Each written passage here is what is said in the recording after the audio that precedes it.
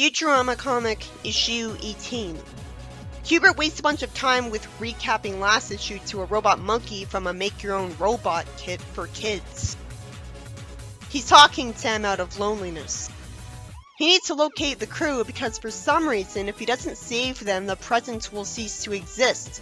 That's completely backwards. I don't remember if Fry had to get back to the future fast to preserve the present in the show when he went back in time and saw his younger mother. Maybe he just wasn't aware of that danger because no one else knew about it. Predictably, the three protagonists get separated because they went into different time holes. And Leela gets sent to ancient Greek times apparently to take advantage of her being a Cyclops. And that scares people into running away. Somehow she can make a microwave out of branches and rocks, and she has a burrito in it an hour later. If she's that good at engineering, she could be pretty useful with it if Farnsworth wasn't hogging all the glory. I'm sure there would be a good reason that microwaves are made out of the exact stuff they are. Maybe it'd be more believable if she just made out of rocks. But even then, how would she glue them all together? Someone blind isn't afraid of her, and he doesn't get offended at being told his gods are imaginary. He's gonna sacrifice kittens to Zeus. Really? Why would Zeus want that? Naturally, Leela kicks him to save the kittens. They almost get smited after that. So why did this stop being the case for Earth? Maybe they found some other planet. Bender's in pieces and says that luckily he had his emergency internal magnet recharged. And it's not too convenient for him because he got put together wrong at first because he insulted the Magnet and Solar's mother for some reason. I guess he did something to provoke Bender. It was amusing that he said this and looked silly at the same time. Then after he considers selling a part of the time machine for booze to keep him alive, even though obviously he wouldn't have very long after that anyways. Although there's plenty of booze in the past too. The magnetic side effects make him sing a folk song and people like it. There aren't any robot suits in the time of Salem, and yet nobody's calling him a demon for how he looks. Somehow. No one's confused about the constantly moving line where his mouth is that would clearly not be made by a suit. He likes that they appreciated his singing, and after someone's annoyed by his strange words, it turns out a robot girl is a distant cousin of the Pilgrim here. So maybe they're not in the past after all. At least not the Salem past. That'd explain why no one's freaking out at Bender. She's upset that there's a town meeting, and somehow isn't mad at Bender when he says he took a bulldozer to a building once. Maybe she thought he was joking. And Bender finds out there hasn't been liquor in this town for a generation. Then someone says there's a robot with them, and the crowd wants to burn the robot.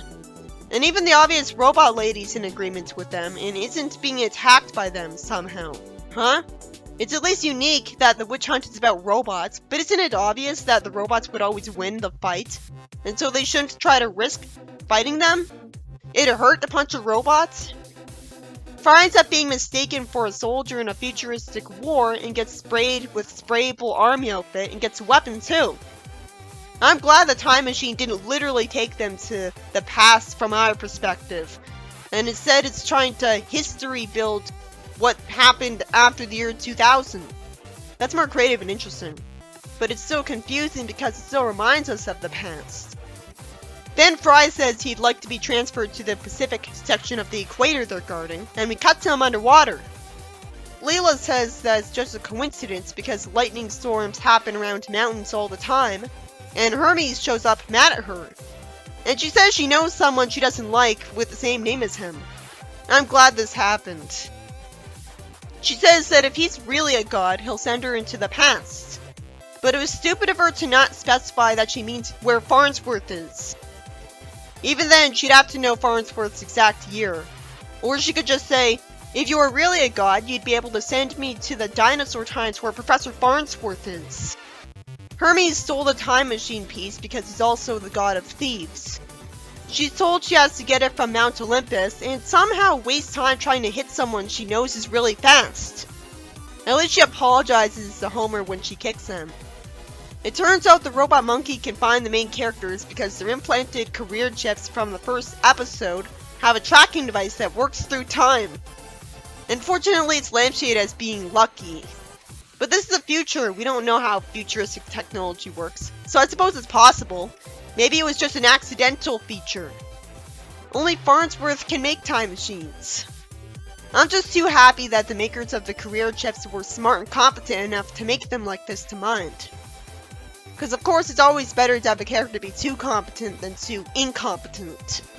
Hubert says the banana milkshakes were a great idea of his, and Fry's told they're fighting the Omicron Persei Empire that's gone to conquer even more planets lately, who think Earth has evolved too quickly and is a danger to the universe. They're one to talk. Fry says the time machine changed everything.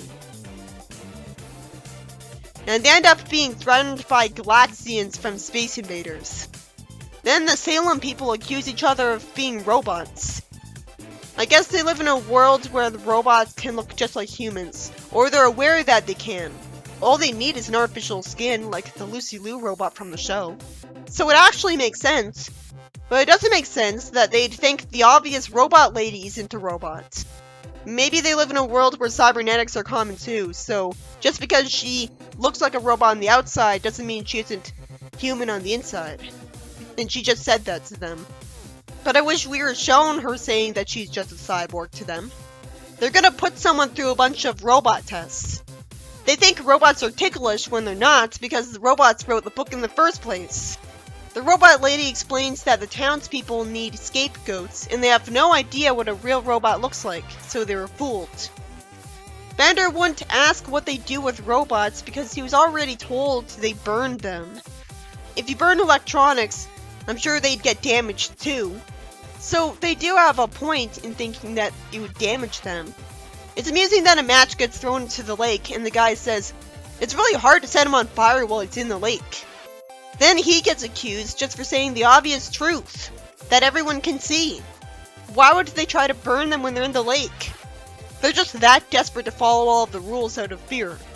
Because apparently they get threatened with being burned if they don't follow the rules. Leela climbs the mountain and hates seeing the skeletons of all those who tried climbing the mountain. Out of nowhere, Leela isn't scared of the Minotaur at all and just says he must be lonely because he's clearly a bachelor. This is like every bachelor apartment she's ever seen, with food everywhere. He tells her to shut up, and she lies that she passed by a nice lady for him, and tells him to bend over to see her, and kicks him downhill. She's really competent sometimes. Fry gets bonded with by someone over missing his girl, and he says his girlfriend got him a good luck charm, and made him promise not to take it off. He gets destroyed when he does, and Fry's told to fly a plane to deliver a planet bomb. And he's just glad to get out of this place. He's definitely a change of pace from Morty, who would be really opposed to doing this. Someone gets the idea to tie the victim to a stake, and he's actually told it's a good idea even though it's a new idea instead of following the rules. Wouldn't he have gotten burned for not following the rules? It's told they weren't doing that before because they were using the stake to post images of their lost cats and garage sale notices. Interesting that they have garages. Bender suddenly stands in front of the victim and tells them that robots and humans can live in peace. Doesn't help his case when he stupidly says that eventually robots will take over anyways, and admits that he's one. And he admits that Samantha's a robot for some reason. And they get tied to a stake. He wouldn't do that. He wouldn't trust them and end up in the situation. Of course, Leela gets hit by lightning because she said the gods were nonsense instead of being polite like a smart person to people that clearly exist right in front of her. So she ends up in the underworld. And why did Fry take so long to react properly to the word suicide metal? Sadly, the story ends on another cliffhanger reminding us that everyone's in danger. This story was about Leela, Bender, and Fry in various different time periods. Fry and Bender are in time periods that seem like the ancient past at first, which is confusing.